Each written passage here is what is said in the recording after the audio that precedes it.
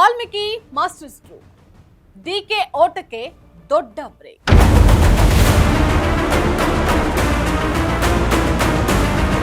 ಮೂರು ತಿಂಗಳ count down finish. 30 ಶಾಸಕರು ಹೊರಟಿದ್ದೆಲ್ಲಿಗೆ?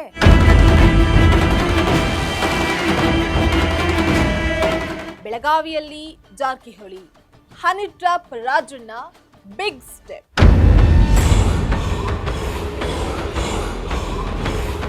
ಮೂವರು ನಾಯಕರ ಆಪರೇಷನ್, ಬಂಡೆ ಪುಡಿಯಾಗೋದು ನಿಶ್ಚಿತ.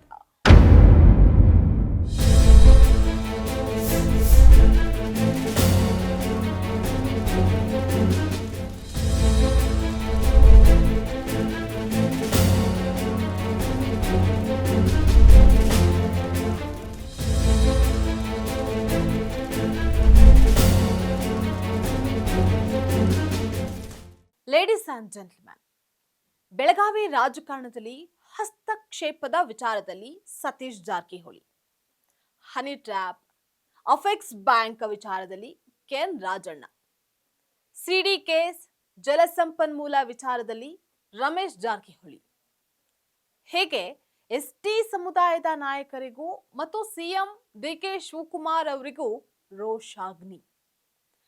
ಉತ್ತರ ಕರ್ನಾಟಕದಿಂದ ಹಿಡಿದು ಹಳೆಯ ಮೈಸೂರು ಭಾಗದವರೆಗೂ ವಾಲ್ಮೀಕಿ ಸಮುದಾಯವು ಪ್ರಬಲ ಮತ ಬ್ಯಾಂಕ್ ಅನ್ನ ಹೊಂದಿದೆ. ರಮೇಶ್ ಜಾರಕಿಹೊಳಿ, ಸತೀಶ್ ಜಾರಕಿಹೊಳಿ ಹಾಗೆ ಕೆಎನ್ ರಾಜಣ್ಣ ಅನ್ನುವಂತಹ ಈ ಮೂವರು ಪ್ರಭಾವಿ ಶಕ್ತಿಗಳು ಈಗ ಒಂದಲ್ಲ ಒಂದು ರೀತಿಯಲ್ಲಿ ಡಿಕೆ ಶಿವಕುಮಾರ್ ಅವರ ವಿರುದ್ಧ ಖಡ್ಗವನ್ನ ಉರುಳಿಸ್ತಾ ಇದೆ. ಪರಿಣಾಮ ವಾಲ್ಮೀಕಿ ನಾಯಕರ ಮಾಸ್ಟರ್ ಸ್ಟ್ರೋಕ್ಗೆ ಮುಹೂರ್ತ ಕೂಡ ಫಿಕ್ಸ್ ಆಗಿದೆ. 3 ತಿಂಗಳ ಕೌಂಟ್ ಡೌನ್ ಫಿನಿಶ್ ಆಗ್ತಾ ಇದೆ. ಕನಕಪುರದ ಬಂಡೆ ಪುಡಿಯಾಗೋದು ನಿಶ್ಚಿತವಾ ಅನ್ನುವಂತಹ ವಾತಾವರಣ ಸೃಷ್ಟಿಯಾಗ್ತಾ ಇದೆ. ವೆಲ್ಕಮ್ ಟು ವಾಂಟೇಜ್ ವಿತ್ ನಿಶ್ಚಿತ. ಇದು ನೆಲ ಜಲ ಭಾಷೆಗಾಗಿ ಪ್ರಾಮಾಣಿಕ ಪತ್ರಿಕೋದ್ಯಮ.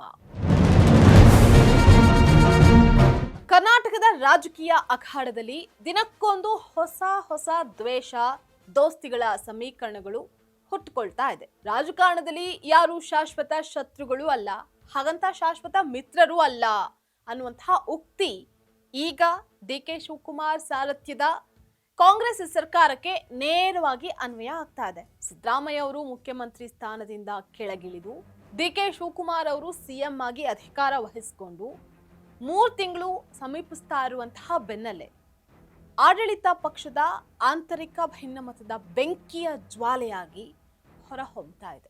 ಡಿಕೆಶಿ ಸಿಎಂ ಗದ್ದುಗೆ ಏರಿದಾಗ 3 ತಿಂಗಳು ಅವರ ಆಡಳಿತ ನೋಡ್ತೀವಿ, ಆಮೇಲೆ ನನ್ನ ಅಸಲಿ ಆಟ ಶುರು ಅಂತ ಹೇಳಿ ಬಹಿರಂಗ ಸವಾಲ್ ಹಾಕಿದ್ದಂತಹ ಬಿಜೆಪಿಯ ಶಾಸಕ ರಮೇಶ್ ಜಾರಕಿಹೊಳಿ ಅವರ ಕೌಂಟ್ ಡೌನ್ ಅವಧಿ ಈಗ ಅಂತಿಮ ಘಟ್ಟಕ್ಕೆ ಬಂದು ತಲುಪಿದೆ.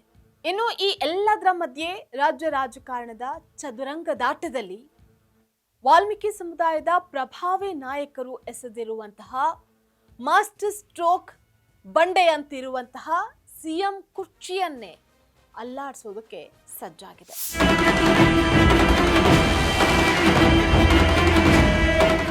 ಸಿದ್ದರಾಮಯ್ಯ ಹಾಗೆ ಸತೀಶ್ ಜಾರಕಿಹೊಳಿ ನಡುವೆ ಕಳೆದ ಕೆಲವು ತಿಂಗಳುಗಳಿಂದ ಸೃಷ್ಟಿಯಾಗಿದ್ದಂತಹ ಅಂತರ ರಾಜ್ಯ ರಾಜಕೀಯ ವಲಯದಲ್ಲಿ ತೀವ್ರ ಚರ್ಚೆಗೂ ಸಹ ಗ್ರಾಸವಾಗಿತ್ತು.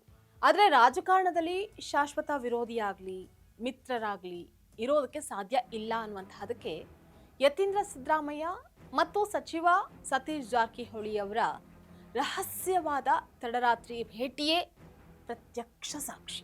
ಸಿದ್ದರಾಮಯ್ಯ ಬಣದಿಂದ ದೂರ ಸರಿದಿದ್ದ ಸತೀಶ್ ಜಾರಕಿಹೊಳಿ ಅವರನ್ನ ಮತ್ತೆ ಅಹಿಂದ ಅಂಗಳಕ್ಕೆ ತರೋದಕ್ಕೆ ಸ್ವತಃ ಸಿದ್ದರಾಮಯ್ಯ ಅವರ ಪುತ್ರ ಯತೀಂದ್ರ ಅವರೇ ರಂಗಕ್ಕಿಳಿದಿದ್ದಾರೆ. ಸಿಎಂ ಡಿಕೆ ಶಿವಕುಮಾರ್ ಅವರ ಏಕಪಕ್ಷೀಯ ಅಧಿಕಾರದ ಪ್ರಭಾವವನ್ನು ತಡೆಯೋದಕ್ಕೆ ತಮ್ಮ ನಡುವಿನ ವೈಯಕ್ತಿಕ ಅಸಮಾಧಾನಗಳನ್ನ ಬದಿಗಿಟ್ಟು ಜಂಟಿಯಾಗಿ ಡಿಕೆಶಿಗೆ ಸವಾಲೊಡ್ಡೋದಕ್ಕೆ ಈ ಮಿಡ್ ನೈಟ್ ಆಪರೇಷನ್ ಅನ್ನ ನಡೆಸಲಾಗಿದೆ. ಡಿಕೆಶಿ ಸರ್ಕಾರಕ್ಕೆ ಆಂತರಿಕವಾಗಿ ಚೆಕ್ಮೇಟ್ ನೀಡೋದಕ್ಕೆ ಇಬ್ಬರು ನಾಯಕರು ಹೊಸ ರಣತಂತ್ರವನ್ನ ಹೆಣಿತಾ ಇರೋದು ಸ್ಪಷ್ಟವಾಗಿದೆ.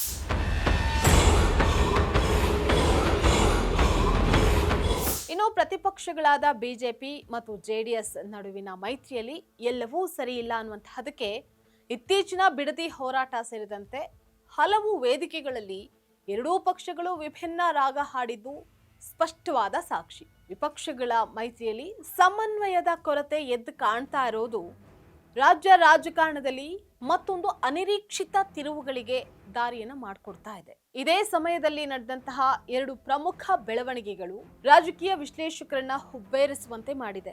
ಮೊದಲನೆಯದಾಗಿ ಜೆಡಿಎಸ್ ನಾಯಕರ ಸಭೆ ನಡೀತಾ ಇದ್ದಂತಹ ಹೋಟೆಲ್ಗೆ ಇತ್ತೀಚೆಗೆ ಸ್ವತಃ ಸಿದ್ದರಾಮಯ್ಯ ಅವರು ಭೇಟಿಯನ್ನ ನೀಡಿದ್ದು ಸಾಮಾನ್ಯವಾದಂತಹ ಘಟನೆ ಅಲ್ಲ.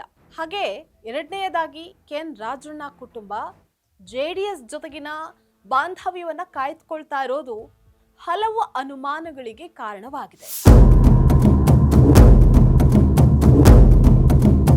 ರಾಜಕೀಯ ಅನ್ನುವಂತಹದ್ದು ಕೇವಲ ಅಧಿಕಾರ ಅನುಭವಿಸುವಂತಹ ಆಟ ಅಲ್ಲ, ಅದು ನೆರಳಿನಂತೆ ಬೆನ್ನತ್ತುವಂತಹ ಶತ್ರುತ್ವದ ತಂತ್ರಗಾರಿಕೆ. ಸಿದ್ದರಾಮಯ್ಯ ಪುತ್ರ ಯತೀಂದ್ರ ಹಾಗೆ ಸತೀಶ್ ಜಾರಕಿಹೊಳಿ ಅವರ ಮಿಡ್ ನೈಟ್ ಮೀಟಿಂಗ್, ರಾಜಣ್ಣ ಕುಟುಂಬದ ದೇವೇಗೌಡರ ಭೇಟಿ, ಸಿದ್ದರಾಮಯ್ಯ ಅವರ ಜೆಡಿಎಸ್ ಹೋಟೆಲ್ ರಹಸ್ಯ ಭೇಟಿ, ಹಾಗೆ ರಮೇಶ್ ಜಾರಕಿಹೊಳಿ ಅವರ ತೀಕ್ಷ್ಣ ಕೌಂಟ್ ಡೌನ್.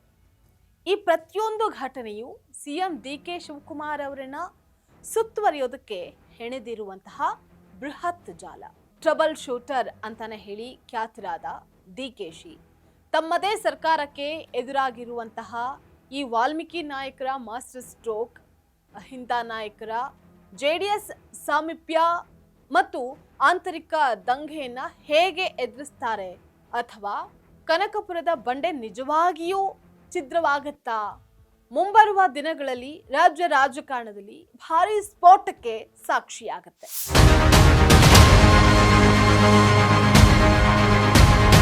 ಇದಾಗಿತ್ತು ವಾಂಟೇಜ್ ವಿತ್ ನಿಶ್ಚಿತ. ಎಕ್ಸ್ಕ್ಲೂಸಿವ್ ರಾಜಕೀಯ ಸುದ್ದಿಗಳು ಹಾಗೆ ವಿಶ್ಲೇಷಣೆಗಾಗಿ ನೋಡ್ತಾ ಇರಿ ಫೋಕಸ್ ಟಿವಿ.